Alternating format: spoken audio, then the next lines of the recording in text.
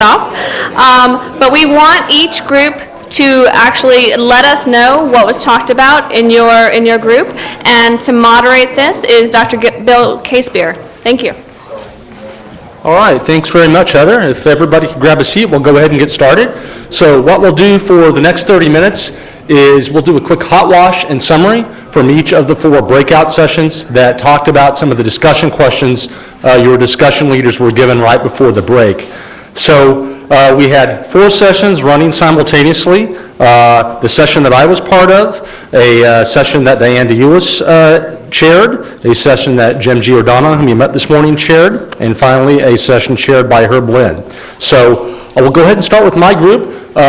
Each group had a person who was put on the hook to brief to you in plenary here the conversations that took place, which at least in our section I thought were comprehensive, subtle, and nuanced. So it was a great way to spend an hour thinking intelligently about neuroethics issues. So Hal, if you could come on up and talk about Group 1's discussions. Okay, so like all 4 groups, we were talking about performance enhancement and performance augmentation. And we started off thinking about various metaphors for this, and starting off with intellectual activities like school and enhancement in those situations. But then we started talking about athletics, and specifically the Tour de France. So in the Tour de France, what sorts of activities, what sorts of enhancements are permitted or should be permissible? And one of the things was looking at enhancements like pharmacological agents. Some of them are allowed, many of them are not. What's okay? So our discussion was that enhancement in general is acceptable provided that it's legal and provided that it's transparent. Other people are aware of what's going on. There was a discussion about the very strong notion of fair competition in athletic events in terms of what should be allowed and what should be forbidden. And then the other side of that, in addition to the pharmacological side, was about money. So in this year's Tour de France, one of the teams, Team Sky, invested more money than the other teams. They had fancier bikes, they had enhanced clothing that they wore, and in the end they won. So what are the ethics of that? It's not that any of the other teams didn't have access to those bicycles or that clothing, but was it fair, though, that this one team could use its resources? One could also argue that the New York Yankees have been doing this for many years. So from athletics and from the Tour de France, we talked about then the battlefield, war as a kind of competition. And in World War II, the US government handed out cigarettes as a way of alleviating stress. Was that acceptable? Was that fair? After the war, was the government responsible for treating the addiction of the soldiers? I don't think they did it, but should they have been responsible? So Rawls, who I believe was a philosopher in this area, said that as long as you aren't causing excessive harm to anyone, it's okay to use enhancement, provided that you're not exclusively enhancing the people at the top. Your focus should really be at the ones at the bottom. As long as you don't have to be equitable in terms of the enhancement, you just need to make sure that the people who are at the bottom of the ladder are advanced. The inverse of that would be enhancing the officers at the expense of everyone else. The other aspect had to do with consent, and particularly in military situations, what does that even mean? Because we know that there's a pretty strong power differential between the enlisted soldiers, the people who volunteered to be in the military, and their commanding officers. And so does consent in a military situation really exist, and what does it mean? As part of our discussion, we talked about military IRBs and how they're particularly strict. But how does that translate to the battlefield, where it's not a study, it's still a situation, and there's still this notion that soldiers should be consenting about what in terms of the treatments they receive. But in reality, how does that affect things like their performance and also their career potential? How does that affect them? So in general, what we talked about in terms of both athletics and also the military situation was the importance of context. And knowing that coming up with ideas and decisions in a room like this where we're not competing and we're not threatened might be very different from someone who's in a very different situation. And the other thing is about the importance of having informed leaders and decision makers. Okay. Thanks. Beautiful. Well done, Matt. Thank you.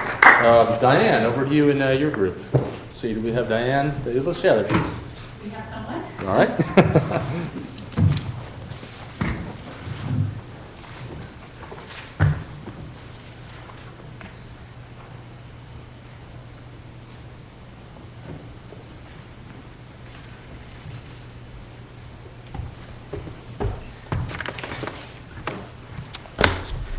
Okay, so I just wanted to say, as a graduate of Georgetown University, I have the distinction of having been given an actual award for being the person who is most like Dr. Giordano. And as I stand up here with his name tag in front of me, I imagine there are some people that find this incredibly entertaining. But I also want to point out that it is very unlikely that I could ever live up to that, but I will do my best. Like the other groups, we were talking about performance enhancement, and we were trying to define what is enhancement, and in two separate contexts, we're trying to define enhancement in the case of normal or above normal, enhancing beyond that, and then we're trying to define when is it a clinical intervention, that is taking somebody who has a dysfunction or problem and then enhancing them up to an appropriate level. We defined the goal of enhancement as setting a level playing field for all people, and we talked about where is that field. For example, do we want all of our highly educated people to use performance-enhancing drugs like amphetamines to improve their attention spans? Because they are. And then we talked about the notion that this line between what is a clinical intervention and what is performance enhancement above and beyond normal is a bar that moves, and that with every successive DSM, the things that are and are not clinical are redefined. And the question was asked, if that bar is moving, what drives the bar? Some opinions were that there is an increased medicalization of seemingly normal personalities and psychological states in order to create new things that drugs can be approved for, patents can be approved that can get through the FDA and the DEA, and can make people money. Then again, some people also decided that perhaps there is just a constant human drive to better ourselves. I present both viewpoints without judging one way or the other. We then moved on to talk about limitations on the role of scientists in determining the applicability of the research that they do. We asked the question of what ethical training is given to scientists and what should be and in what context. And we, again, discussed the limitations and when you would need to bring in government policymakers to assist in making decisions on how technology can be used. We went into a very theoretical discussion about mind reading and what is the feasibility of using imaging techniques to determine what actually is going on in a person's mind, and assuming a relatively high level of feasibility, what are the implications? I think all the neuroscientists among us agree that we are a long way away from actually being able to read someone's mind, but there are certainly insights that can be gained regarding personality and proclivities or diathesis. And questions were asked about, given the accessibility of this information, what can we do with it?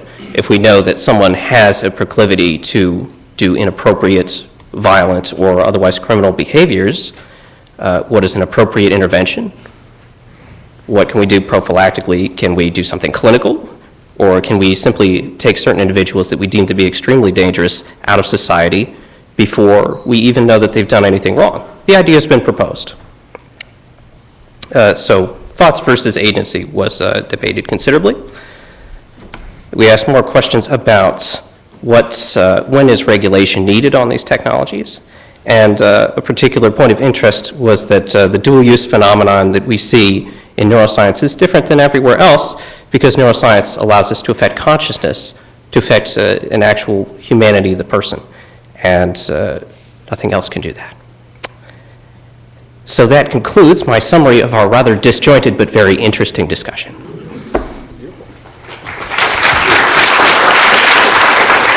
Thank you, sir. Fantastic. Gee.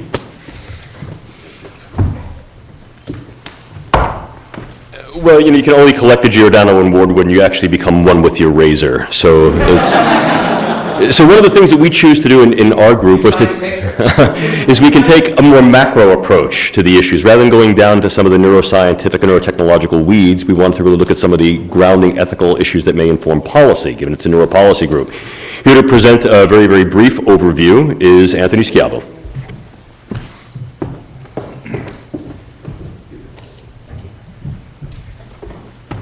You can see clearly I am not one with my razor. So one of the first things we talked about is the use of neuroscience in propaganda and psyops. And we came to the general conclusion that this represented a new type of propaganda or psyops, but not a new kind. We looked to examples such as marketing as being very effective, and the collection of large data and the use of neuroscience in the collection of data as not being anything very new, because data is already collected, a lot of data. Put Google, your searches, everything. There's already a profile of you that companies use, and so the integration of neuroscience into this doesn't represent the creation of a new profile, but rather simply adding a dimension to a profile that already exists. So in that sense, it is an expansion of what's already happening, not rather a groundbreaking new development in the field of marketing psyops. We also talked about the use of enhancement and when it is ethically allowed. And we recognized that our views on this are shaped by Western philosophy, that is our views in this room, but that Western philosophy is not the end-all be-all, and as the use of neuroscience spreads globally and becomes a very common thing, we have to understand that we're going to be interfacing with people who are not part of Western philosophy or who are informed by a different set of philosophy and values, and that it's important to recognize that just because we behave and react and make one type of decisions based on one set of criteria, that does not apply to everyone. And what we may be considered ethically good may not necessarily be the same. We also recognize that we need to understand and define enablement before we can make an ethical judgment about it. Just as sort of another point. And lastly, we talked about dual use technologies and the need, or should there be one overarching ethical framework for dual use technologies, or is there in different silos of military and civilian use, should there be different ethical frameworks? And the conclusion was generally yes. I've forgotten your name, but you made an excellent point that using neurotechnology to dissuade the Bedouin tribes or the tribesmen to becoming a member of Al-Qaeda would generally be regarded as a great thing, but using the same exact technology on an American citizen to make them vote for a certain political party would be regarded as not a great thing, despite it being the same exact technology, just used in two different applications. So it really informs the need to be aware of both silos. Thank you.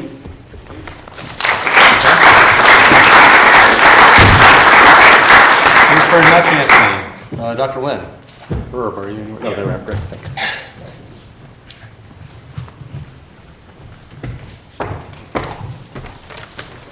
I was dumb in this when I announced that we needed to have somebody report, and I said that I made the mistake of saying that I was going to have to volunteer, and therefore I got no volunteers. So anyway. So the first, one of the most interesting things I thought that came out of it was the suggestion that at least some of the answers to the questions depended on what kind of neurotechnology, neuroscience you were talking about. That is, the questions were formulated in terms of neuroscience, neurotechnology, and you can't talk about it with independently of what kind of technology you're talking about. So for example, we talked about enhancements, we talked about degradations as well. And, neuroscience can be used not only to enhance cognitive function, but to degrade it in certain situations. For example, selective memories, loss of selective memories, that sort of increasing inhibitions, decreasing inhibitions, all those sorts of things. And our answers depended on that. We addressed this question of who should make decisions. I mean, we didn't come to consensus on virtually anything, but that's not a surprise. There are mechanisms in place to do a lot of these things, building on other societal mechanisms, but whether or not they actually work in this context is unclear. That especially applies to the classified dimensions of all of this. There are procedures and so on for overseeing classified work. Are they effective? I think there was. And people who have not been on the inside worry that they are not, for obvious reasons, because they don't know what's going on the inside. Two interesting comments, I think, came out of that. Two other interesting comments. One is that sometimes the classification issue, at least from a scientific point of view, is sometimes a red herring. That is, without being a competent neuroscientist, but not having the security clearance will still enable you to comment meaningfully and engage in the debate meaningfully on the basics. You may not know specifically what the Department of Defense or the CIA or whoever is working on, but you can have some idea of what might be possible. And the second thing is that often what's classified is not so much the scientific work per se, but the fact that the United States is interested in doing that. Some agency of the U.S. government is doing that. That point relates to the question that we, skipping ahead, and I will come back, about other nations. There was this question about other nations and what if we refrain, they're going to continue doing it, and so on. Well, sometimes the fact that the United States is working on something is in fact the impetus for another nation to work on the same thing. There's certainly many examples of that in history, not in neuroscience, and there's no reason why that can't be possible in the neuroscience domain as well. And so in that, there was some sentiment around the room that you might want to consider a regime which negated the premise of the question. That is, that not to imagine a world in which the United States we were doing stuff and the other guys weren't, or we weren't and they were, but then try to find some sort of cooperative regime in which we would all agree not to do certain things and to abide by certain rules. We also addressed this question of whether or not neuro was an extension of just another kind of psyop or propaganda vehicle. I think, in some ways the answer is yes, in some ways the answer is no. One of the most powerful no answers, I think, that we talked about was the idea that when you get into very fine-grained neural manipulations, there's at least the potential that you can bypass the defenses that the person has against them. So to get into your brain, talking at you, there are other things you can do right now while you're listening to me. You can be, surfing on your smartphone, you can be daydreaming about something else, and so on, so you don't care what I say.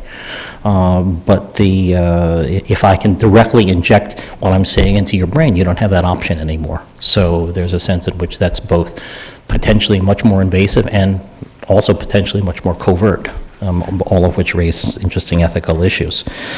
Let's see. And we didn't get to the mind reading question. The mind reading question has to do with this, how do we ensure that a free society enables it to be appropriately used? There are mechanisms, but whether or not we can build on those mechanisms is as yet uncertain. And I'm going to close off with a final editorial comment. These questions I thought were very good. I have just been directing a National Academy of Sciences project looking at the ethics of emerging military technologies, which has been going on now for 2 years, on which these questions were addressed, and we're supposed to issue a report on that sometime in the fall. If I had known it was this inexpensive to do, there might have been a different outcome. So, anyway, thanks.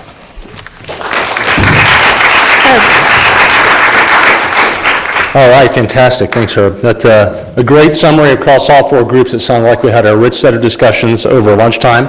I want to exercise the moderator's prerogative and ask one question to kick off a more general discussion for the next few minutes. So maybe I can target this at one of the spokesmen or one of the group leaders. It strikes me that there's not as much new under the sun as we might first think initially. So this jumped at me, especially when we think about things like mind reading. So, of course, there are technologies on the horizon that might garner us advances in terms of our ability to detect someone else's neural states. But I would submit this is something that we do every day anyhow, right? So much so that there's a relatively well-developed body of cognitive science devoted to understanding how we read each other's minds. That capacity is called theory of mind.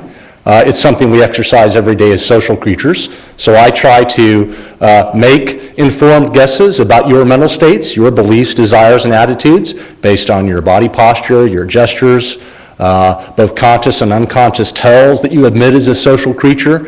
And when we fail to exercise this capacity, we actually become DSM-4 or DSM-5 diagnosable. All right, so that the capacity to read minds is something that we exercise day in and day out, and our failure to read it is actually what makes us enter into the clinical domain. So I wonder if there's really anything new there. And I think also that same thing about the psychological operations and persuasion literature side. So on the one hand, we might think we have something entirely new here, de novo.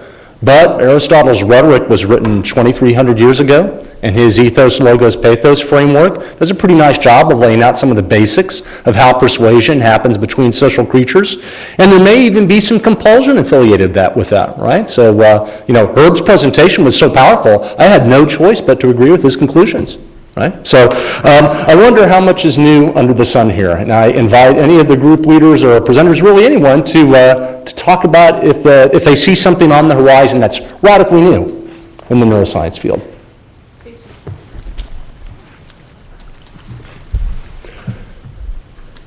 Or to push back on the points I just made. Well, as to the question of whether there's something new, I think we can talk a lot about new drugs being developed that alter states of consciousness, but one thing that we brought up in a really open-ended context was the idea of hypnosis, the idea that using simple behavioral cues and ideas that have been around for a while, either hypnosis or meditation, one can create an altered state of consciousness, one can use that state of consciousness to change someone's memory, change someone's behavior, and that really isn't new at all. What does that mean? That's a more open-ended question that I think we spent a lot of time staring at each other and wondering about, but to your point, not new.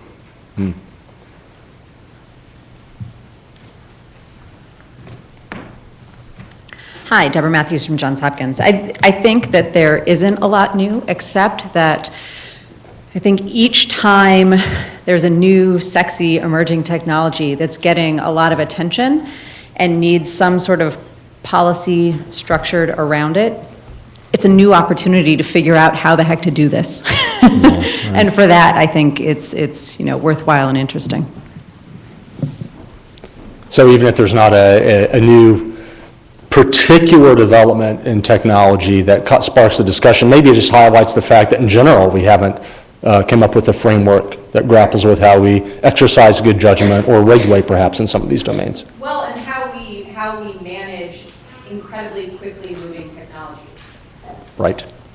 So two things that might come out of it, this is inspired by the discussion in my group. One is the potential covertness of this. That certainly now, big MRI machines and so on, you can't, it's hard to be covert in that environment, but one can easily imagine, one can imagine more covert methods for doing certain things neurologically that would that could compromise what we would all call free will and so on. And I think that the second thing has to do potentially with the fact that at least there's the fear that any of these techniques would be in some sense more reliable, that as again, is if I'm talking at you, you can erect defenses. But if I can't talk at you, if I can manipulate your mental state, there's a much higher confidence that I will achieve my goals, and it sort of becomes an unfair exchange. I think there is something very new, which is the model for testing has to be on humans, and there's a prohibition on using humans for testing.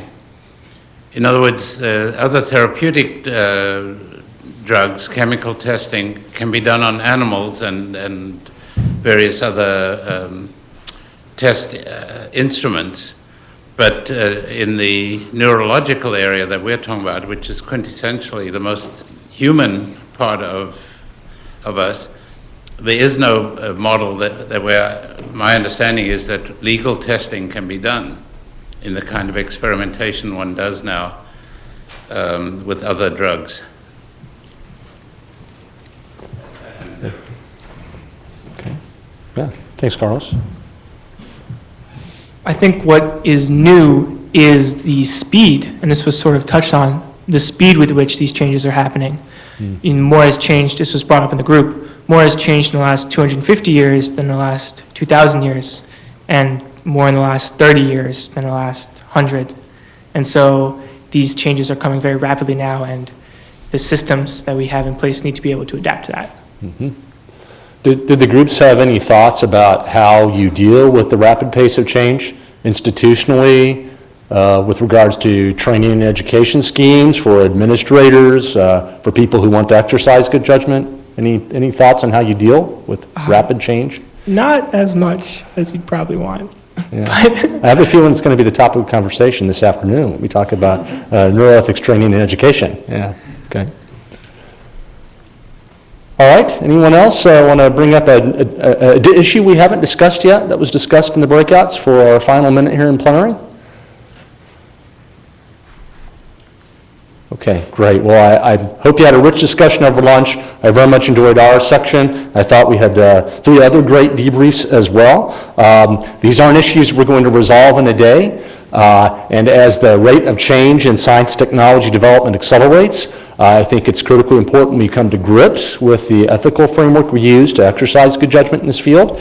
And I know that's going to be the topic of our afternoon discussion. So over to you, Heather, I believe, to introduce Michelle, or is going to step. Okay, great. All right, Dr. Grohman.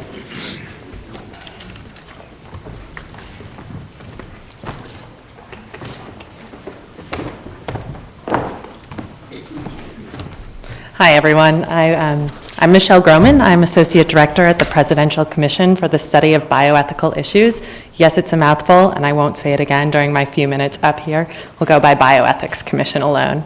I'm very, very happy to be here today to introduce the next panel on promoting and teaching standards in neuroethics. And I'm also really happy to have the opportunity to briefly highlight some of the Bioethics Commission's ongoing work. As many of you might know, just a few weeks ago, the Commission received a charge from President Obama as part of his BRAIN initiative to look at the ethics of neuroscience research, as well as the ethics of applications of the results of that research. The Commission will start its work in just a few weeks in August in Philadelphia. So that meeting is August 19th and 20th. It is a public meeting, so if any of you are in town in Philly, please do come by. It's also webcast live on our website, bioethics.gov. And in fact, it's the second day of that meeting, which will focus on the BRAIN Initiative project, so Tuesday, August 20th. But there's another piece of work that the Commission's been doing that I want to highlight with respect to this panel, and that's the Commission's recommendations and really its recommendations about the importance of bioethics education and the importance of really expanding bioethics education at all levels and across all disciplines. And the Commission made explicit recommendations on bioethics education in both of its synthetic biology report and its report on current protections for human subjects in research. So the Commission has also been working to implement this recommendation in part by producing educational materials. We've already released a study guide on the Commission's report, Ethically Impossible, which is on the U.S. Public Health Service funded research in Guatemala in the 1940s. So there's a standalone study guide sitting on our website right now for download. And we're also working on new materials based on the Commission's other reports that we anticipate releasing very soon. And these are materials directed at traditional and non-traditional audiences, again, education at all levels and all disciplines. So I encourage you to check back again, bioethics.gov, for really a wealth of educational materials that will be coming soon. And with that, I'm going to turn the panel over to someone who really needs no introduction other than probably his most prestigious credential that he pointed out to me just a few minutes ago, which is his new appointment as the president for the Hair Club for Men. So, Jim, please, the panel's yours. I'm never going to live this one down. Thank you very much. So what I'd like to do is I'd like to invite our panel members to come up, please. Just Deb Matthews, Dr. Carol Erding also, Joe Procaccini, and Rachel Vertzman to just assume the stage, please, if we could. And you can tell I'm a Mac user. I'm completely out of my league with this computer, so I know I'm going to break it. Okay. So I'm going to ask Heather to help me out with this because I'm going to just foul this up. But as we're waiting for our panelists to assume the stage, I think one of the things that becomes very important is that earlier this morning you heard a number of our panelists, certainly me, you heard Bill Casebeer, you had heard Andrew, and most definitively John Moreno talk about the need for a well-informed polis. What does that mean in terms of being able to embrace such responsibility? Just bring mine if you could. To be able to embrace such responsibility, a well-informed polis. Is it sufficient enough? Yeah, is it sufficient enough just to be able to say the trickle-down effect that occurs through the internet is adequate? Or in fact is something more demonstrable needed? I think the charge that was offered not only to the President's Commission, but I think more broadly one that has been tendered to UNESCO and the World Health Organization, the need to really fortify bioethics education across disciplines and across levels of education so as to create a citizenry for the forthcoming era that is going to be biotechnologically capabilized and biotechnologically defined, I think is going to become ever more important. And certainly, whether neuro is something new or whether it exists as part of a larger palette of what the future of bioscience and technology offers, neuro is going to be a part of this. So the need for neuroethics education, I think, is going to be very important. And when Bill asked the question earlier, do we think that there's anything new? Or in fact, is neuroscience and neuroethics just sort of repeat the same type of thing? I think the answer to the question is yes, to both. I think in many ways what neuroscience does is it embraces what is often referred to as gigarenz or heuristics, the idea that we have extant tools that we use, extant knowledge base, extant techniques and technologies that we then use to explore the natural world, inclusive of that of the brain and its functions, consciousness, cognition, emotion, behavior. From that we develop theories. Those theories are tentative.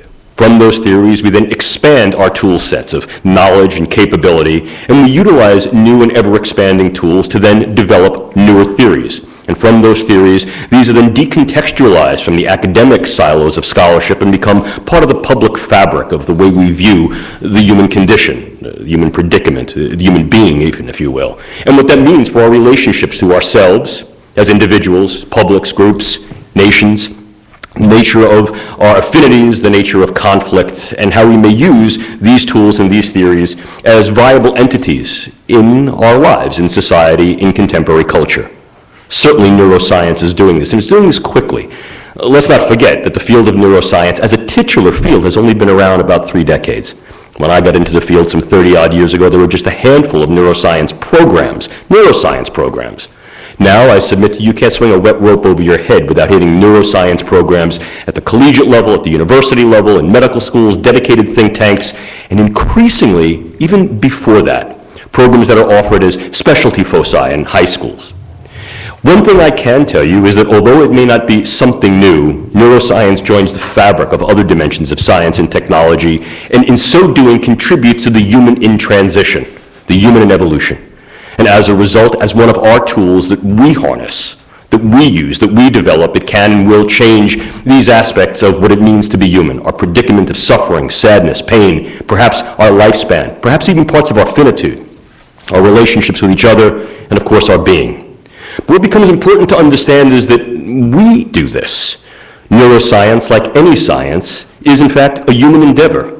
But I think we should pause for just a moment to take a look at this neuro-knowledge. Number one, it is a field that rapidly transitions, that rapidly expands. Many of you are neuroscientists, and I would argue that there are things that you learned during your schooling that no longer ring true as factual information today. I like to tell my students that I learned something in school called Dale's Principle, that now looks horribly anachronistic, if not totally stupid, that a nerve cell will produce and release one and only one neural chemical from its terminal branches. That was just not an isolated fact. That was a construct by which we understood the way the brain could function to do mind. By changing that single fact, which has now been outdated by reams of neurochemical and neuropharmacologic information, we now understand that what we thought operated in a very toe-bone, foot-bone, leg-bone sort of way operates very, very differently. And as such, we must change not only the constructs, but the context in which we apply that information. That's not esoteric. That means something to daily lives. Neuroinformation is iterative, rapidly changing, it's contingent. And I think one need only go to a magazine store here in the district and pull out any magazine, not even a scientific magazine. It could be a colloquial magazine, a social magazine, a fitness magazine. And we see these laden with images taken from fMRI, diffuse and tensor imaging, PET and SPECT scans. This is your brain in love. This is your brain buying a new car. This is your brain looking at your mistress over a bottle of bourbon, whatever. We love these things because they speak to us in what Wittgenstein referred to as picture thoughts, picture thinking. And we define a new language and create the language game. We are, in fact, neuroubiquitous. It is becoming the new way to define who we are, and what we do. But in many ways, I think we also need to be cautious, as you've heard over and over again in our panels and our breakout discussions, not to be ampliative in our claims, overestimate or underestimate what this can do. This, I think, harkens back to Roger Scruton, the philosopher who is at St. Andrews College in Scotland, who talks about neuro-nonsense. And I think he's right. I think there's a lot of nonsensicality where hard neuroscience is corrupted or misinterpreted, misused, and becomes soft, or worse, becomes senseless. And in fact, one of the reasons for this is that it is indeed penetrating different aspects of what our society is. And this harkens back to a quote by Thornton Wilder: you find too many people talking about the same thing, it's going to be nonsensical. But I think that what that then speaks loudly to more than ever is this field, this discipline, neuroethics, in its two traditions, neuroethics as neuroecology, perhaps a neuroscience of ethics and how we do ethical cognitions and actions, and certainly the ethical issues that arise in and from neuroscientific research and its various applications in medicine, public life, national security. That one of the challenges, the goals of neuroethics is to serve both as a lens into the field of neuroscience and a mirror that then turns back to us as the responsible consumers, producers, and perhaps users, articulators of neuroscience as part of the fabric of human culture. The neuro prefix and neuroethics, I think, calls forth this discourse. What is known, what is currently unknown, and what may be at least at present unknowable, undoable. What does this mean as individuals, as societies, as cultures? And what can and be done with the things that we have at hand, and what do we do about the knowledge and capability we lack? The idea here is that neuroscience is in fact many ways affecting the human, its capabilities and its limitations.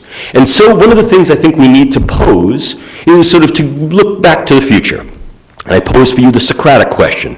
I asked it earlier this morning, I ask it yet again. It was that Socrates posed to Phaedrus. From where have you come and where are you going? And I urge that perhaps the mission of neuroethics is to, in fact, expand on the Socratic metaphor here and really move away from what was referred to as the allegory of the cave.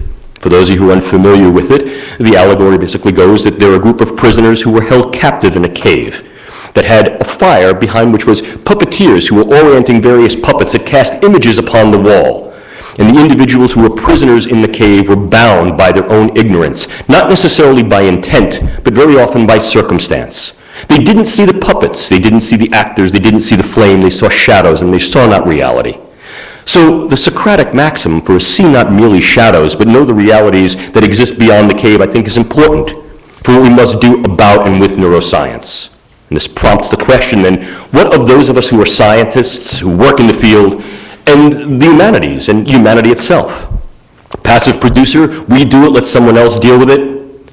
Actively involved, responsible for consequences, both good and bad, and to what extent. Obviously, if we're moving into a decade that's going to be ever more fortified by agendas such as brain research utilizing advanced innovative technology, I think we need to then re-embrace technology as techne logos, as I mentioned this morning. And the innovative approach that President Obama has called for, I think, is one that reintegrates the logos part of techne logos. I think what becomes important to recognize, as we've heard earlier this morning and through our breakouts, is that the speed, the pace, the extent, the depth of neuroscientific and technological research in many ways may outpace that of the ethical, legal, and social studies that are necessary to try to guide it, govern it, in some case direct it and prompt it. So it wouldn't be a question of should we stop it. Certainly not only we shouldn't, I think we can't, because the momentum of progress carries us forward. But rather, I think what we should try to do is pace our humanistic and humanities orientation to science and technology, and do so in a way that is paired well. We call this in-steps, the idea of integrative neuroscience and technology with ethics and policy studies. In fact, it represents a viable agenda. And the agenda I leave you with is that which will be addressed by our panel here today. That neuroscience and neurotechnology are, in fact, an ever-increasing part of contemporary society and culture. And that as such, neuroethics may play a vital role in understanding not only the ubiquity of neuroscience, but its value and its validity, how it can be used, how it should not be used, and how, in fact, it should never be used. With great knowledge and great capability comes great power, as we've heard this morning in agendas of national security and defense. And to paraphrase Wolfgang Goethe, with great power comes great responsibility. Spider-Man said it too, and that's good enough for me.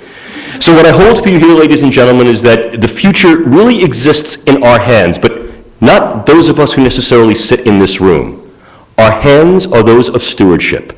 How will we, as scientists, philosophers, ethicists, policymakers, politicians, and educators, prepare the future citizenry of an increasingly neuroscientifically and neurotechnically defined world that becomes our future culture?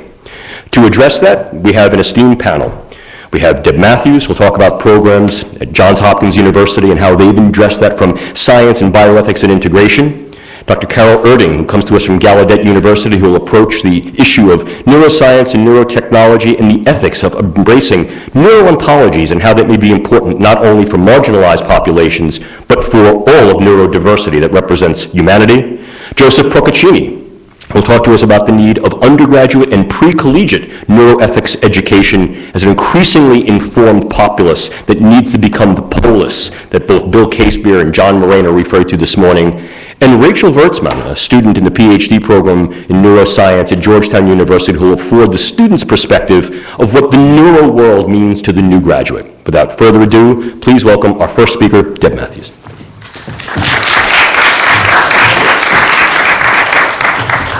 All right.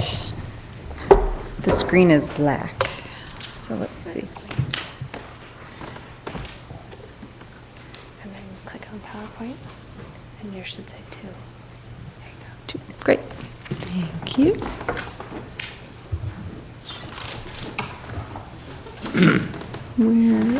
I'm a Mac person. Where's the presenter view? That's what I want. No, I want that.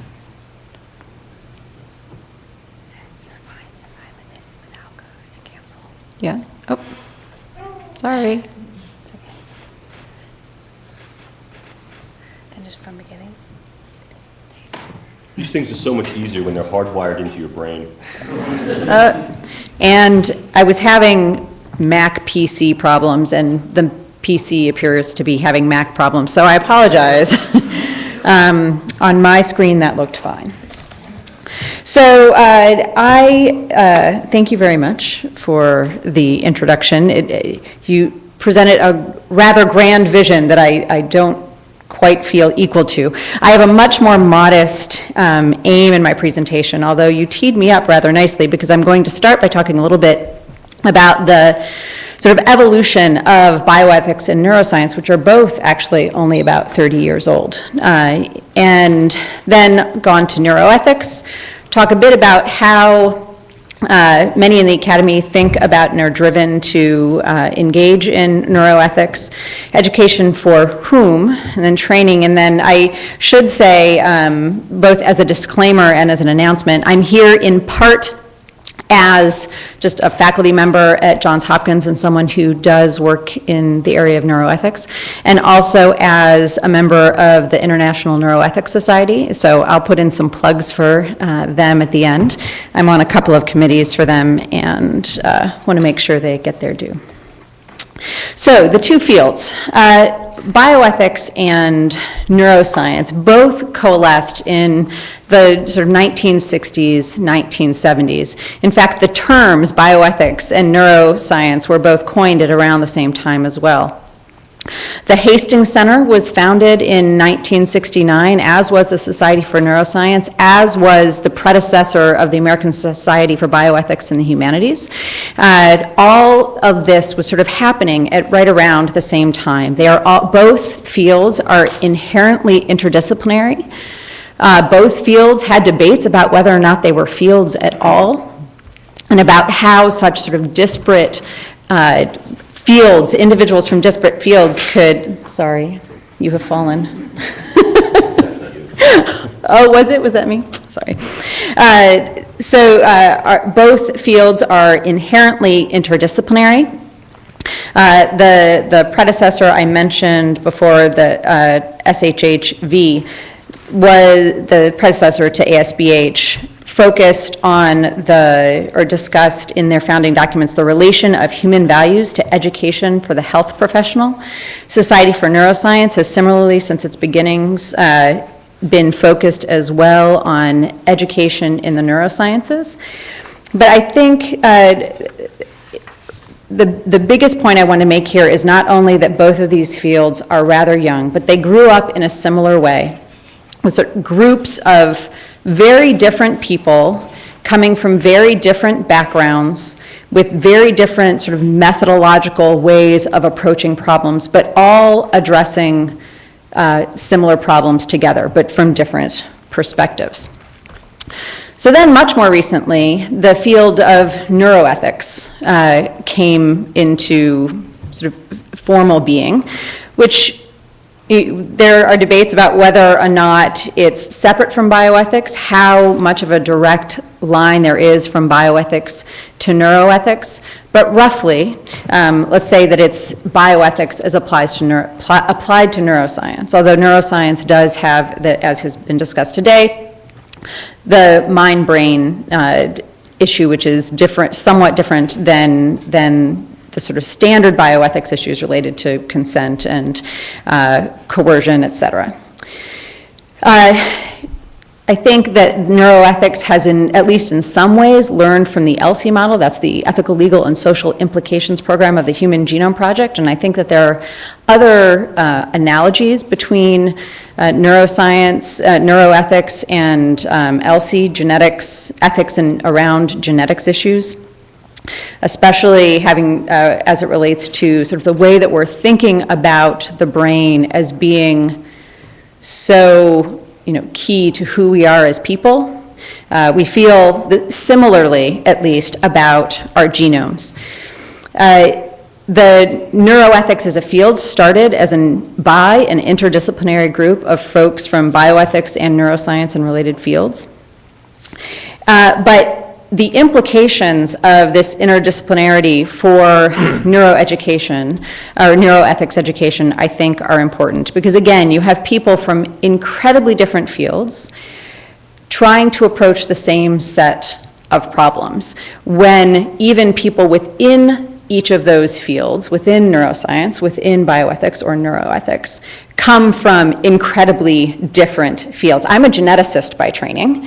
I now do bioethics and science policy research. I have colleagues who are physicians, philosophers, religious scholars, and other bench scientists as well. And all under the umbrella of bioethics or neuroethics, we have a hard time talking to each other. So then you put a group of those people in a room with another group of people who are similarly disparate, who come from neurochemistry and neurophysiology and psychiatry and cognitive science, the cognitive sciences. And both of these groups of people are speaking different languages within their own group, and then all come together and are trying to have a coherent conversation about how to move forward. So, currently, when we think about at least what motivates a lot of neuroethics training in the academy, at least, are motivations provided by our funding agencies. Right? So for a long time, there were requirements for responsible conduct of research training.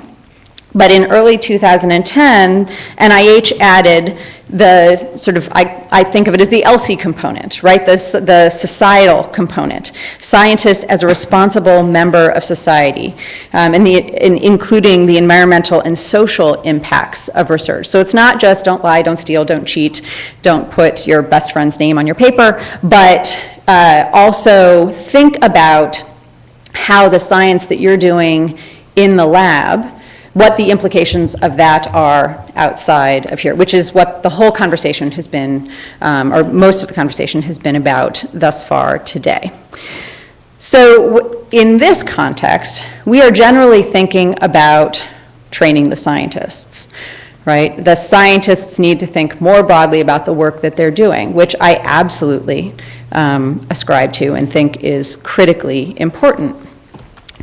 But I think that the ethicists also need, in the context of neuroethics education, I think it means not only that the scientists need to get a broader view about the implications of their science and about the fact that their science is publicly funded and they are accountable to society and that the work they do in the lab is going to have an impact on the people who live outside of the lab. But I think that the neuroethics folks also need to receive education on the science, right? It requires both things. I, of course, am obviously biased about this, being a geneticist by training, but I have seen time and time again the ethicists and the scientists butting heads because the scientists can't think outside the lab, and the ethicists have no clue what they're talking about when it comes to the science. And it drives the scientists batty. And I think it not only leads to unnecessary conflict, but I think that we will move both fields further forward if folks from both groups are able to communicate effectively. And we'll get farther with the problems that we're interested in, right? So to give an example from stem cell science, the one that I frequently use, the moral status of the embryo, right? As a geneticist, I can tell you that thing is human, right? I can tell you that is a member of our species. I can tell you a lot about how it's going to grow and develop. I cannot tell you what duties you owe to that thing, right? That's not a scientific question. That's an ethical question, a religious question. And it takes both of those sets of knowledge to move the conversation forward about what you can do with embryos and how we ought respect them, et cetera. Within neuroscience, for example, neuromorality research, neuroscientists are starting to be able to tell us a lot about what are the neurological underpinnings of moral decision making, for example. But the scientists cannot tell you what the right decision is, right? Or how to live a moral life. It takes both groups of people in order to answer those questions. And I think that that's what neuroethics is about trying to answer those questions. And if as a neuroscientist, you don't understand the ethics side of that, you're going to be trying to answer the wrong questions, or you're going to be trying to use your science to answer questions that your science is not appropriate to answer, or you're going to be misapplying your science. Not globally, of course, but these are the possible outcomes of that kind of lack of knowledge. And on the neuroethics side, you won't be able to, understand what is possible within the science and what is not possible within the science. You won't be able to forecast effectively, to think in advance about what is the next step. In our group, you mentioned, like the nerve rays and stuff. There's stuff that is so far out, like it's not it's not within, the next 5, 10, 20, 25 years. So what is going to be possible in the near to midterm that we really do need to start thinking about now? And how to do that? I, of course, think more interaction is appropriate, and I think that there are models for this going on. Talk early and often, right? Get together with scientists, not once the paper has come out and the articles have been written in the Wall Street Journal and the New York Times, et cetera, but when the work is being developed. Partner on projects from the get-go, right? And I think that this is sort of a model that you were referring to. More embeddedness of ethicists with scientists as partners in projects. I mean, something that we have encountered in our work at Hopkins is the problem of the lack of a shared vocabulary, right? So philosophers will stipulate that when I talk about a person, I mean X, and then they go on and talk about all the things you can and can't do to persons, and then people who are not philosophers are like, what, you can't kill babies? So you need to have a shared language, and then the neuroscientists will talk about various neurological structures or chemical pathways, and the ethicists are completely lost. So having a discussion about that. Joint training is a possibility to address this, right? Having people in the lab who have a primary discipline, but actually spend time learning about the other field, about neuroethics or about the neuroscience. Potentially, postdocs or grad students with dual mentors, a mentor who is in ethics or a mentor who is in neuroscience. Sometimes you get lucky and have a mentor who is both, but that isn't possible most places. But my point being, thinking creatively about ways in which we can start the conversations sooner and develop more of a shared vocabulary in neuroethics so that we can think critically about what is happening now and creatively about what's going to be happening in the next 5 to 10 years. All right. I also wanted to highlight the Neuroethics Society, their webpage. They have a resources page that includes a page on teaching neuroethics, and that includes, a range of really helpful links, including to places like Penn that has it broken down by, high school, undergrad, graduate, et cetera. And of course, don't forget to register for the International Neuroethics Society annual meeting that will be coming up in San Diego in November. Thank you so very much.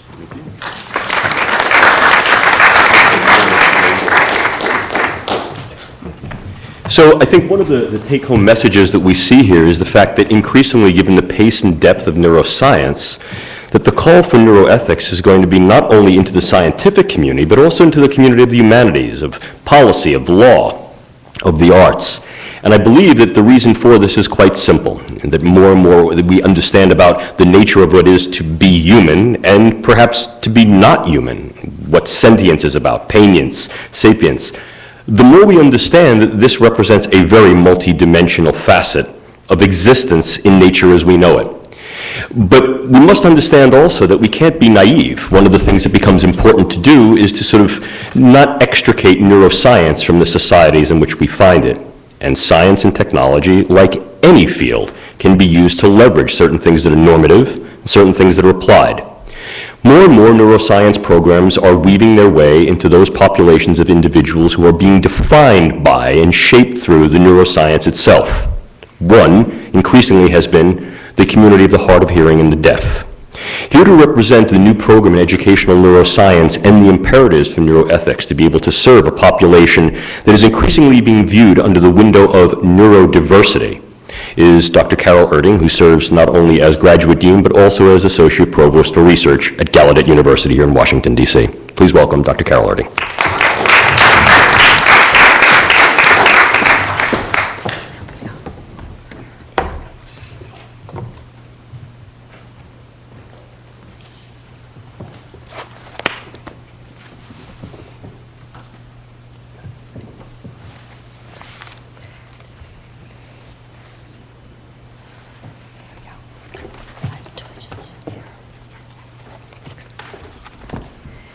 Good afternoon. First, I'd like to thank Jim for the invitation to participate here today and on this panel. I've learned a lot this morning. I'm not a neuroscientist, and I'm not an ethicist. I'm a cultural anthropologist and an administrator day-to-day at Gallaudet University. And I'm going to try to add another layer of complexity to the discussion. To Deborah's point that we need to have dialogue and collaboration and partnership, not only among ethicists and neuroscientists, but among the communities broadly defined that are affected by neuroscience and neurotechnologies.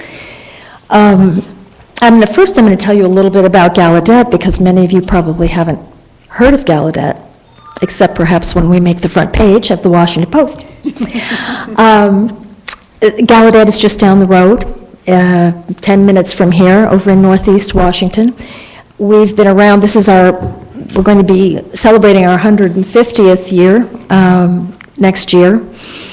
The university was begun in 1864, the charter being assigned by President Lincoln, and presidents of the United States still sign our diplomas for all of our graduates.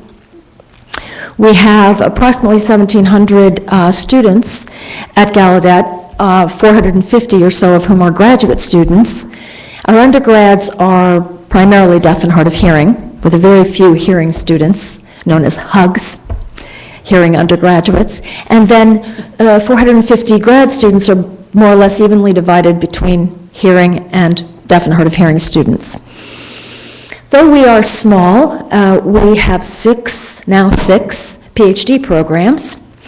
Linguistics, clinical psychology, education, interpretation, speech and hearing sciences, and our newest one, educational neuroscience, which is beginning this fall with our first cohort of students. I'd also like to take a sidebar and say that I don't usually speak when I'm presenting about things like this. I'm usually signing in American Sign Language, so it's a little unusual for me to be using English, and it's a little unusual for me to be without my deaf colleagues presenting on anything. So bear with me. We are also focused in our new strategic plan on research at Gallaudet. A few years ago, we received funding from the National Science Foundation under their Science of Learning Centers program. And we have a National Science Foundation Gallaudet Center on Visual Language and Visual Learning, VL2. We're going into our 8th year of that center. We also have two research centers funded by NIDER, one on hearing enhancement, and this is situated within our Hearing, Speech, and Language Sciences department, and the other on telecommunications access. Our newest lab was set up 2 years ago. It's our Brain and Language Lab, when we brought Dr. Laura Ann Petito to Gallaudet as the director. And as you can see, we have our own bona fide lab that is dedicated completely to education and research, not connected to a medical school, which is a little bit unusual. Very excited to be getting into this area of work. The deaf community has really embraced this lab and this direction, which is notable since technology and the deaf community have not always been particularly good friends. There's a long history of experimentation on deaf and hard of hearing people for hundreds of years, actually, all in the attempt to make them hear. And that, within the Gallaudet context of the deaf community, which defines itself as a cultural and linguistic community, has been a point of great agitation, and to welcome a brain lab to the campus has been a majorly important step. And one of the reasons I believe the community has embraced this lab is because the work that's going on there is focused on bilingualism both spoken language bilingualism and sign language and spoken language bilingualism. And the work that's going on is revealing the very positive effects of bilingualism on the brain, including bilingualism that involves a sign language. And I'll talk a little bit more about that. We're very excited about our new curriculum in educational neuroscience. I'm happy to say that Jim is going to be teaching our first neuroethics course in the fall, New Directions in Neuroethics. And we're hoping that this is just going to be the first course. Perhaps we'll even be able to develop a certificate in neuroethics at the graduate level, and also simultaneously be working at the undergraduate level on our undergrad student learning outcome that focuses on ethics and social responsibility. We see this as a very important direction, not only for our university and our students, but the deaf community as well, and our ability to illuminate some of the issues that we've been talking about today through the lens of the deaf community and the particular neuroethical issues that we're dealing with. We're clearly, I think, for our entire society, no matter what neuroethical issues we're most concerned about, we understand that our hope for the future has to be the education of our citizenry. This is not only true for neuroethics, of course. I think the American educational system has a lot of challenges ahead of it. I think some of the things that we're seeing in the political front right now is an indication that we have failed in large part in our educational system. And I don't think we want to make that same mistake in the neuroethical realm. So we are very committed to moving in this direction. It is engaging to our community because it has an effect on their everyday lives, so we have a lot of motivation, and we're hoping to build on that motivation to produce effects that will enhance all of society. So while we're focused on our own very real, very prominent issues, we understand that they have great implications for this entire discussion. So very briefly, I'd like to talk about one particular neurotechnology, that of the cochlear implant, that has had a major effect on the discourse in the deaf community, the discourse at Gallaudet, and deaf and hard of hearing people's lives, both positive and negative. And I want to go back to this photograph, which captures perhaps one of the oldest neurotechnologies we know, and that's language. Most of us take language development, language acquisition for granted. We expect that our children, the children of our society, will grow up and learn to speak a language, or in this case, sign a language, naturally. Deaf and hard of hearing children, however, if they are not exposed to a natural sign language, one that has developed from a community of users, and is a bona fide linguistic system, if they're not exposed to it, they have not got access to a full natural language. And many, many of them grow up without that unhampered access, and therefore without the fluency in any language. The deaf community understands that it has a tool that is fully accessible. It's visual, it's spatial, it's based on vision and movement, and in this country it's called American Sign Language. In other countries, British Sign Language, French Sign Language, Moroccan Sign Language, etc. And this particular tool or technology has been withheld from most deaf and hard of hearing children, because most of them are born to hearing parents who don't know the language and who are told by the medical establishment and now the cochlear companies that it is damaging to their children. And so if they choose, they are given a false dichotomy. They must choose between this advanced neurotechnology of a cochlear implant or sign language and the ability to interact in an unhampered, unfettered way with their parents and their community. When in fact, the deaf community understands that it isn't a choice one has to make, that in fact, a cochlear implant can be used to enhance the auditory pathways or the auditory perception of a language. At the same time, the child is learning on the appropriate developmental timetable a natural sign language. So this debate and this misinformation and the lack of control or self-determination by the community shapes much of the discussion that goes on around this particular technology.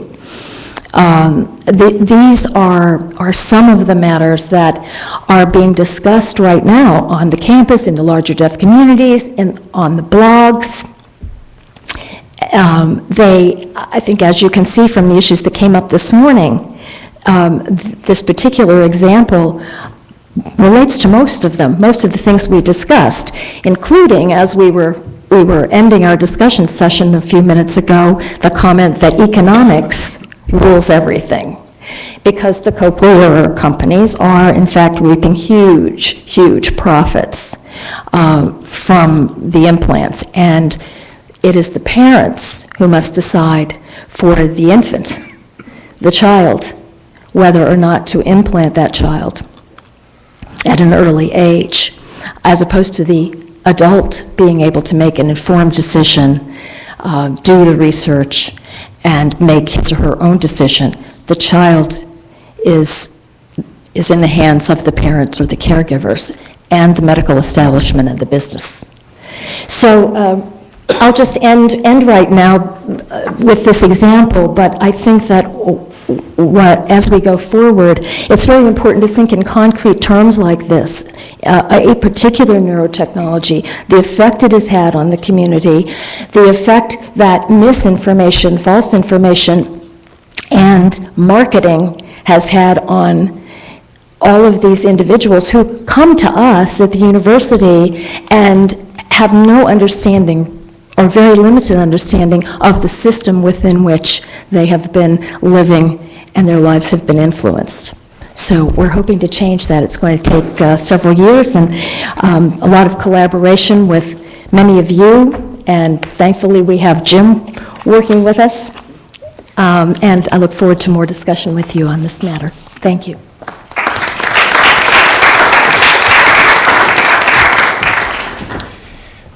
So one of the things that I've had the absolute pleasure and honor of doing over about the past 6 or 7 years is every summer I take a bit of a hiatus from dealing primarily with graduate students and medical students at the university, and I have the opportunity to engage with some other universities around the country that have been contacted and entail something which are these Youth America programs. There are a number of them. Some of the ones that I've had the pleasure of working with include the Envision Foundation Incorporation, Lead America, the National Youth Leadership Forum, etc. And in doing this, working with high school kids, and to some extent upper middle schoolers over the past 6 or 7 years, one of my colleagues and I, Dr. Jan Sikorsky, have plotted one of the interest levels based upon a very short Delphi poll. And we tried to do something very similar to students overseas in Germany very, very recently.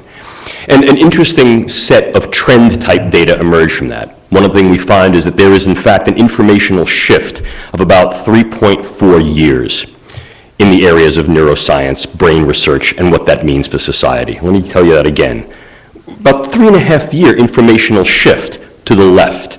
In other words, what was ordinarily first encountered perhaps in freshman year of college as a mind-expanding experience of being able to then be subject to and then obtaining neuroscientific information and what that might mean for the me-ness of me and the you-ness of you and human diversity is now poised literally, within the curriculum and certainly on the palette of accessibility of the high school student.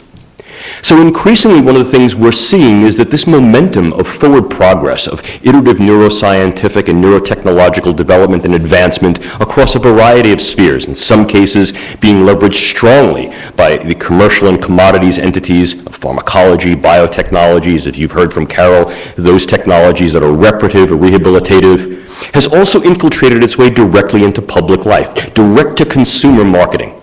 And more, such direct-to-consumer marketing and a proclivity of information that's at our fingertips, such as the internet and all the information it yields, allows the idea of neuroscience as a field and as a social force to become very, very much on the radar of an increasingly younger student.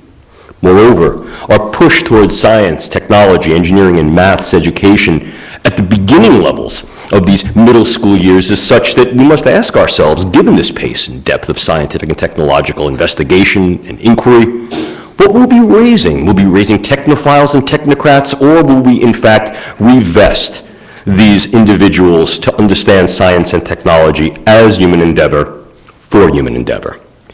Clearly then, what we see is an instantiation and need to address neuroscience and neuroethics at a lower level, at the level of the high school student, at the level of the teacher who's able to then interface with those who need to learn what we know about the brain, what we don't, and what that may tell us about our minds and ourselves. Here to address the issue of teacher education in neuroethics and neuroethics education in the high school student is Dr. Joseph Procaccini from Loyola University, Maryland. Please welcome Dr. Procaccini. Thank you. I think I'm going to, is this working? Oh, good. I'm going to sit here if you don't mind. I'm still healing from an operation I had a couple of months ago. It's been slow, but anyway, I'm getting there. I don't want to push it, stand up and collapse. I think that would not be good. Anyway, yeah, so my interest is really in trying to get high schools to teach bioethics, to sum it up. And there aren't that many around doing it. I'm only aware of a handful, frankly, around the country. But the big problem is there are very few programs. In fact, I can only think of maybe one or two that actually have substantial training programs for teachers in bioethics, how to teach bioethics at the high school level. We haven't done the middle school yet, but possibly someday. In fact, what I found in my own work is that it seems like the 11th and 12th grade is more appropriate for that kind of work, as opposed to 8th. But of course, it differs, among students. It's quite individualized. And there are 4th graders, I'm sure, who could, take this on. But so we're kind of focused on the, I'd say 10, 11, 12 grades. I don't know why everybody I talk to everywhere in the country, I've been traveling quite a bit on this issue, agrees with me. Oh yeah, we need it at the high school level. And I know Hopkins is doing some stuff, for sure. Right? We talked about a year ago? Yeah. And Penn has had a program. But I think Penn's program is pretty much focused on the independent schools, but I might be wrong on that. And of course, Georgetown has a whole curriculum, more or less, for high school bioethics. But I don't think they've actually they've worked with a few schools. Laura Bishop has, but not that many. So I guess my goal is to try to get it to become taught across the board. There's a Robin Solomon, who you would know, I don't think, is a science teacher with a PhD from the University of Texas in medical ethics. And she teaches high school in St. Mary's County. And we've worked with her. She's actually installing a bioethics program. That's one of the few that I know of, around the country, really. But she's a fairly local. It's about 2 hours from here, I guess, St. Mary's. But we've kind of picked her brain, and she's been working with us. And she's a real practitioner, but highly trained as well. Okay, so what's the rationale behind all this? By the way, all my notes, I have copies for everybody. I'll just leave them if you're really that interested. But I try to condense the thing. We only have 4 or 5 minutes, I guess, or 7 to 10 minutes. So students can learn early that scientific discovery and the ethical implications thereof go hand in hand. That's the point. So as they think about science, to not do the ethics after, but at the same time. Rather than let's learn the facts, then think about the implications later. I remember interviewing when I did my graduate work at Hopkins many decades ago. I got a master's there with a focus on ethics. One of my mentors was Dr. McCusick. I don't know if you know that name. I was really fortunate to have him. He was the first chairman of the Genome Project. And he told me a kind of interesting story. He said, we made this big announcement. The press was there. I guess this would have been, Jim, what, in the 70s, 80s? Sorry, 80s, okay.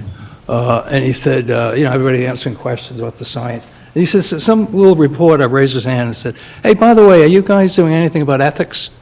He said, we all looked at each other and said, no, but maybe we should.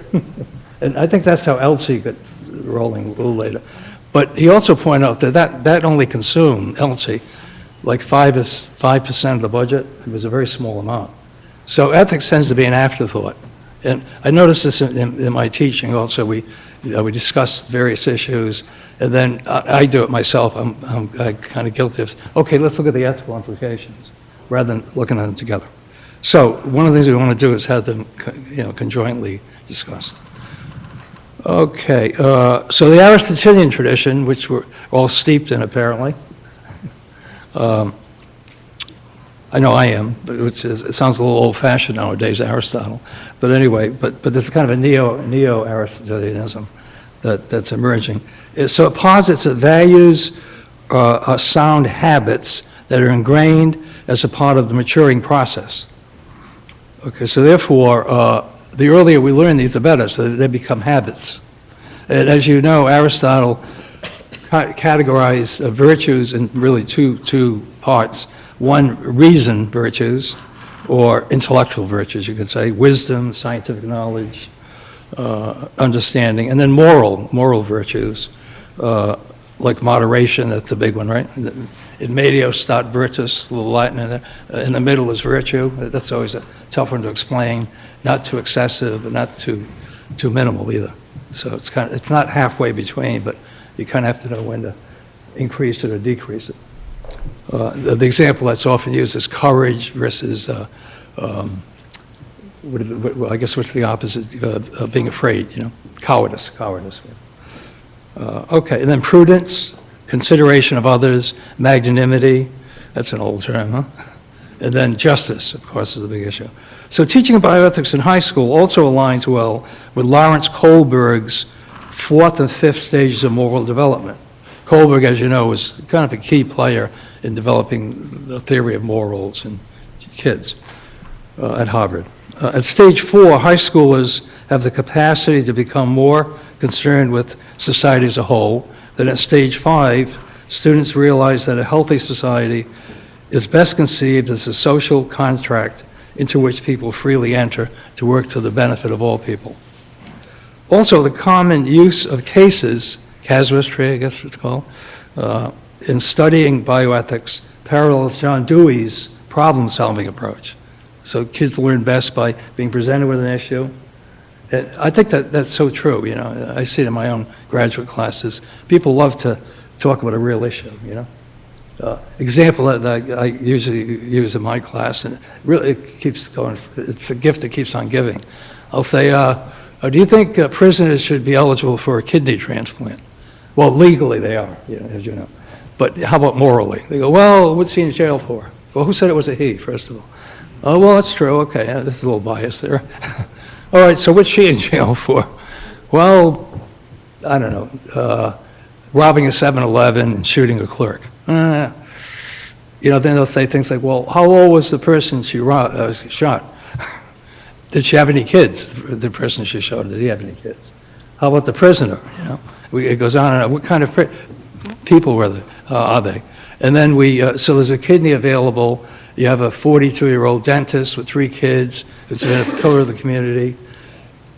And who should get the kidney, this dentist or this woman in jail who shot somebody robbing a 7-Eleven? And there's no easy answer. It really brings out the values in people. It's astounding how this works. I taught a lot of management courses over the years, business and education and nonprofit. And I see a lot of case studies there because people can really dig in, So I think I would highly recommend that we use that here. Okay. And then what are some practical reasons for teaching high school bioethics and neuroethics, which are kind of conjoined. Of course, the neuroethics focuses more on brain issues, I guess. It's more limited, in my opinion, than bioethics. Aristotle taught that virtues, both intellectual and moral, should have practical implications. So therefore, it's not enough just to know it and talk about it, but what does it mean for our behavior? How does it improve our life? So here are some benefits for high school students. All students will eventually have to make ethical judgments about themselves and their own families. And we, as parents, live longer and grandparents even. There's a lot of issues that come up. How far should we go? What's the risk factor? And more doctors are talking, to my dismay somewhat, are talking to people about, like, do you really want to, is it worth spending, in fact, I was just interviewing a physician. She said, well, I have a patient, he's like 76, and, he's had so many operations, and, I had to have a counseling session with him before we put $20,000 or $30,000 into your next operation. Do you think you really want to live that much longer? He said, wow, that's. So well, we have to kind of do this now. We have to counsel people to find out whether it's. I said, well, that's not that old. 76. I mean, it's old, but I'm not that far off, from that. I hate to tell you what hospital it was, but anyway, I'm not mentioning any names. But it's in Baltimore. And it's a big one. It was just ranked number one. I wonder what This year, not last year, right? Okay, so question. So family members, what do you do if your father's car accident, he can't breathe, or he's on a breathing machine and that kind of stuff? We'll probably all have to deal with this at some point, either for ourselves or others. And then as citizens, kids will have eventually the responsibility for participating in forming public policy. Like you've addressed that, I'm sure. That is cognizant of not only scientific research, but also consistent with the moral standards of the society in which they live. And that's a tough one because we're such a pluralistic society. And are there any common values? A lot of people have been discussing that. Is there a universal code of ethics that everybody could live by globally, forget just national? That's a tough one. Or at least, let's start with there are a few things that we would agree upon, The abortion issue, you kind of alluded to, is a classic example, People have so many different views on that. And I think it's like I think there's a big socioeconomic issue there. This is a little side point, just thought about it. But as we watch the future King of England being born in, okay. That issue never comes up, But it does come up with others. Okay. I'll just sum this up quickly. That's why I made copies. So other benefits, I guess, would be the ability to make decisions, to look at things from different angles, to make distinctions between legal, ethical, and personal preference questions. I have a little more here, but you can take a look if you want. Okay? Sorry to go so long. Thank you. So, if we take heed of Joe's both, I think, invocation and perhaps not so veiled warning, the idea is that increasingly tomorrow's citizens, we are responsible for educating today. The question then becomes, well, our trend towards STEM, and what we refer to as NSTEM, NeuroSTEM, increasingly will, in fact, infiltrate a variety of aspects of our given population, and do so globally. One of the things that comes up frequently is the conversation of, well, what are the economic markets that will then leverage these, and how will that, in fact, gain certain purchase on the new world order, if you will, not only in terms of things like national security, but the virtual conduct of research, and what that then means for the market in which neuroscience and technology then makes itself available. So the view is not one of necessarily saying, well, what has the past 30 years of neuroscience fostered and obtained, and what does that then do for neuroethics, but rather what has been the momentum that has been fostered through 30 years of neuroscience that has been iteratively building a snowball effect of scientific and technological capabilities. And what does that then render for the field and discipline of neuroethics for those who are about to enter the new citizenry, not only of science, but as being incapable science, the idea of science that is made capable through its role and responsibilities to society. Well, to provide that lens, to provide that view forward, I think it would become important also to hear the students' view.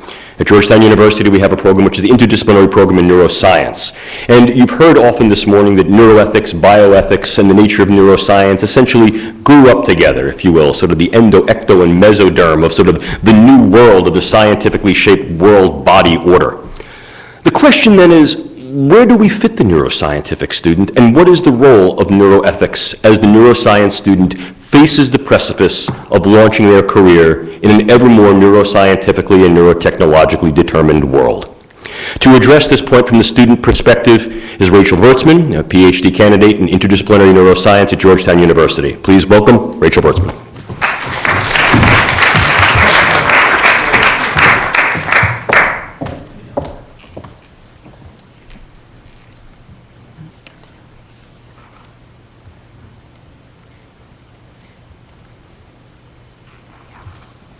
Thank you, Jim. Good afternoon. So this morning, we heard a lot during the neuroethics in defense talk about education, and that came up. And a subtle theme that ran throughout it is who is responsible, and to what extent is any individual actor in the system responsible. There's a lot of ethical issues, there's a lot of ethical quandaries, and how are we training neuroscientists and indeed the larger community to handle some of these issues? So I actually thought about titling my presentation Musical Hats, Neuroethics Training for Triple Helix Careers. And where I was going with that is that there are different career trajectories that today's PhD neuroscientists are going to take. The vast majority of us are not necessarily going to be in academia, but that does not mean that we're not engaging the larger neuroscientific community and endeavors of neuroscience throughout society. And I'm going to add a little context. What I want to do is add a little context to these issues and sort of make the point that as part of a larger societal trend towards integration and hybridization of professional roles, that there needs to be a neuroethics education that prepares neuroscience graduates to assume multiple roles. So just briefly to start with the question, what sort of ethics education do neuroscience PhD graduates need?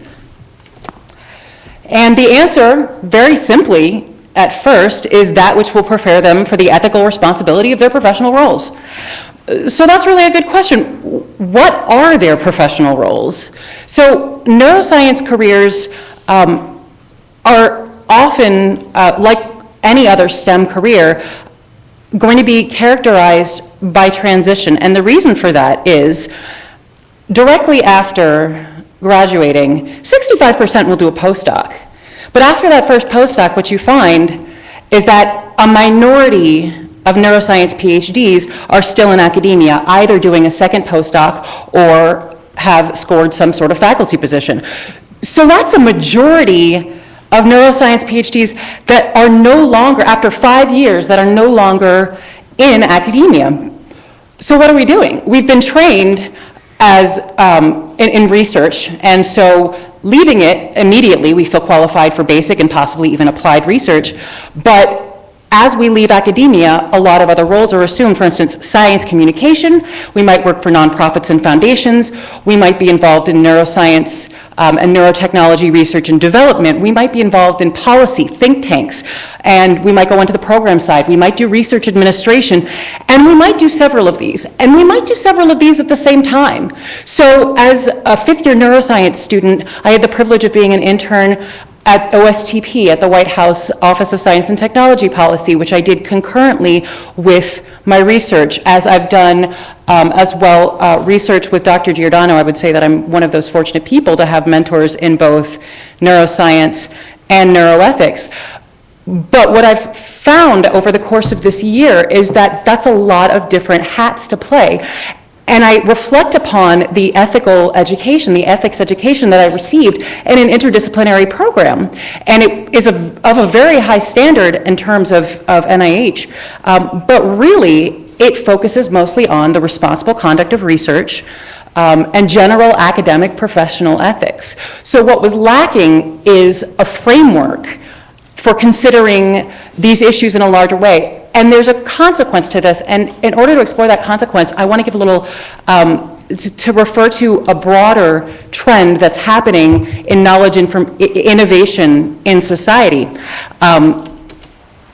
So we're moving from a situation that's called Mode 2, that has functional differentiation of the roles of government, industry, and academia, towards something that's far more integrated. So classically, the way that their mutual influence on each other works is that industry funds academia when there's technological applications to be had. Government funds academia when there's public goods to be realized, such as environmental or healthcare goods. Academia is the source of new knowledge. Industry can affect policy, and government predominantly can set policy that affects both industry, academia, education, etc. What we're seeing is we're moving from functional differentiation towards integration and hybridization. And so this is what's been referred to by Ledensdorf and Echtowitz as the triple helix. So in the triple helix, there's a different, more complex and nonlinear interaction amongst government, academia, and industry. And the best way to explain this is in some ways sort of by the symptoms of it. So you see hybrid, for instance, hybrid organizations as government, industry, and academia have to work together to bring new knowledge forth, but also consider its implications, how it's going to be implemented. You see hybrid organizations such as think tanks, such as startups, that emerge within these different sectors of society in order to facilitate the coordination of knowledge generation amongst these different sectors. So what the triple helix really is, it's a meta-innovation system with bottom-up, top-down, and lateral initiatives in which science, technology, and innovation policy are the outcome of the interaction between university, industry, and government. To put this in real-world terms, especially in terms of neuroscience, a very good quintessential example of a triple helix dynamic in action is the BRAIN initiative. So here we have a government-proposed and spearheaded initiative that's funded by both private sector and public sector in applied and basic science research content that's unified around grand challenges and goals, and as we've heard mentioned today, has also the task of considering the neuroethical implications of the work that might come out of this. So the trilateral initiative that the BRAIN initiative is really a case in point in how things are working differently. And as we see this, there are not only members of hybrid organizations, for instance, who are going to be playing a role in coordinating between the sectors, but members of government, academia, and industry, in being productive participants in this initiative, need to learn to a certain extent to think like, or in the terms of triple helix, to borrow the code of policymakers, science communicators, regulatory professionals, entrepreneurs, because these are how we actually are going to realize the benefits and the goods of this project. And while there will be people who have specialized functions, to some extent our roles there's an opportunity, and in many cases will become increasingly hybridized. The interesting thing to this is that applies to the ethical mandates and responsibilities as well. So with less specific delineation of roles, when we ask who's responsible for policy, for issues of use and misuse, who's responsible for economic issues of parity and access. So the way that things probably work starkly right now is that it depends on what organization and what institution you're a part of, not only what your strand's interests are, but also what your means of action are. So as a result, policymakers, regulatory professionals, funders concern themselves in the neuroethics realm with issues of use and misuse, perhaps, with information sharing, with economic issues, and then they can pass policy and make recommendations, and they're empowered from that perspective, whereas when you ask somebody in academia, certainly a graduate student, and from how we've been trained, what's relevant to us,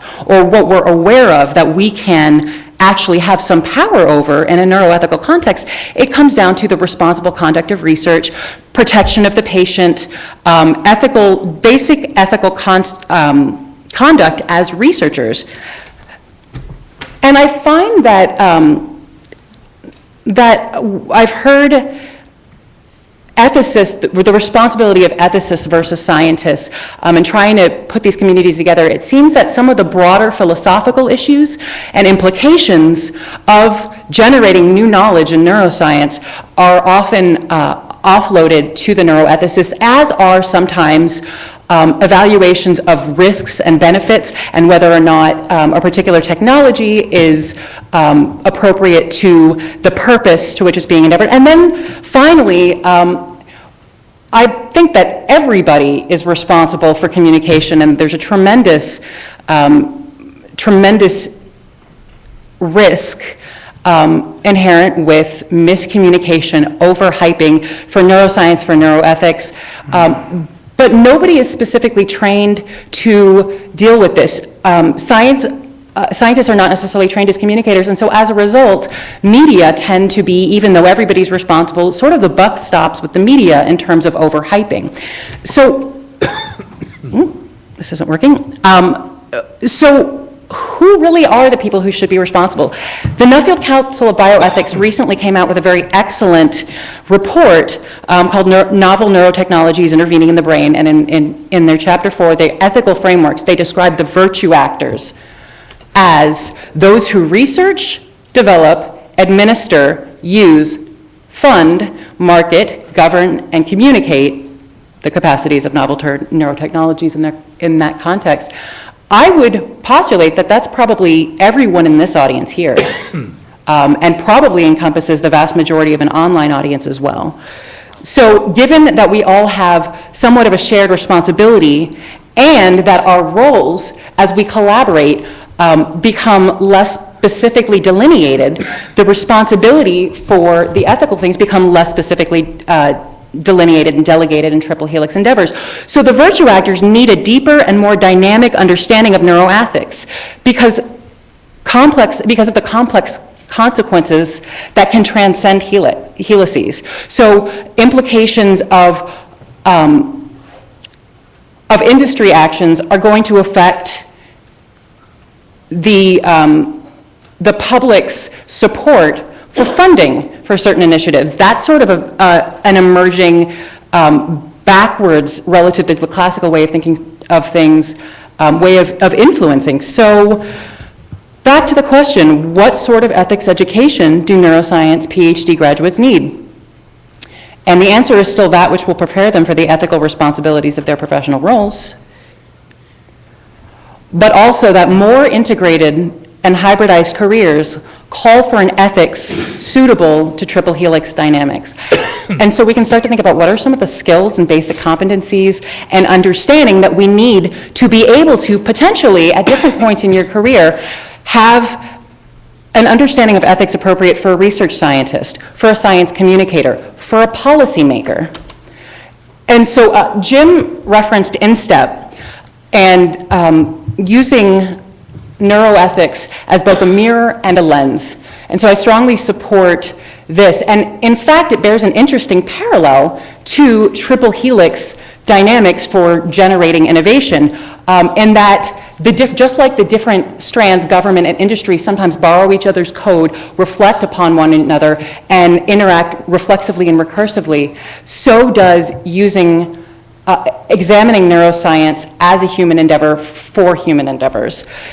Another advantage of a more comprehensive neuroscience that's inclusive of humanities and neurophilosophy, and including that at the level of neuroscience, at least graduate school, although I quite agree with the earlier educational time point as well, is that as you're switching roles and as you're switching areas with different types of ethical responsibilities and different mandates, knowing the map facilitates switching trains. There needs to be a way for ethical issues. We can sit down in a class and pose a case, but as research scientists, we can debate the ethics, but there seems to be somewhat of a gap between what does this mean for me and what can I actually do to have an impact on it? This is great, but isn't this something for policymakers? By understanding how everything fits together, more of the players in a complex dynamic can be empowered to participate, and having that larger framework is certainly necessary.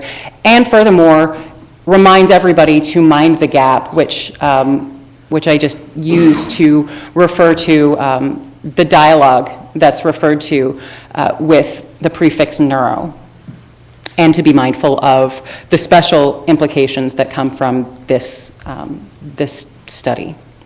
Thank you.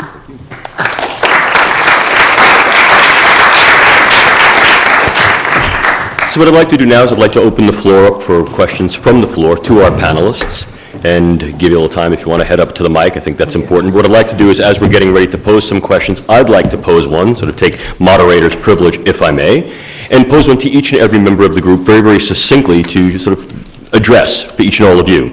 In the main, the question is quite simple. And the question is, if in fact you had not a water bottle in front of you, but you had a genie with a magic lamp. We all talk about the need for neuroscience and neuroethics education to be conjoined. How would you do it? Now, what I'm going to do is, since we have a question coming from the audience, I'm going to hold that off to the last question that I'll ask of you, sort of as an idealized view of what might be done. Let's take our first question from the audience, please. Hi, good afternoon. I'm Ivy Estabrook, Department of the Navy.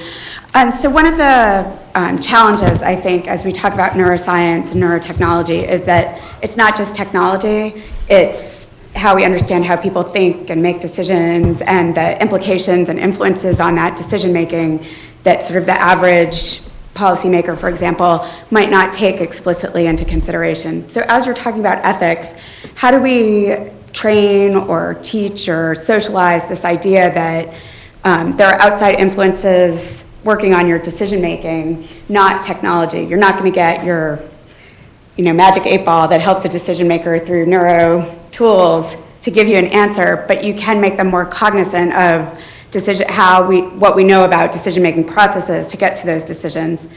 But we tend not to touch it, I think, even from an ethics perspective, because it's not as concrete as your magic 8-ball.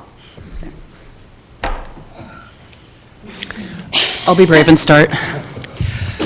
So I think what you're referring to is one of the traditions of neuroethics, it sounds like. And so a neuroethics education that doesn't just consider neuroethics as applied bioethics, but that also looks at how human decision-making, moral decision-making works in the brain is a context for integrating that level of discussion in neuroethics education. And I think that including that would speak to what you're talking about. So I think one of the points I'm trying to make, maybe not as articulately as you are, but is how do you bring that to the public?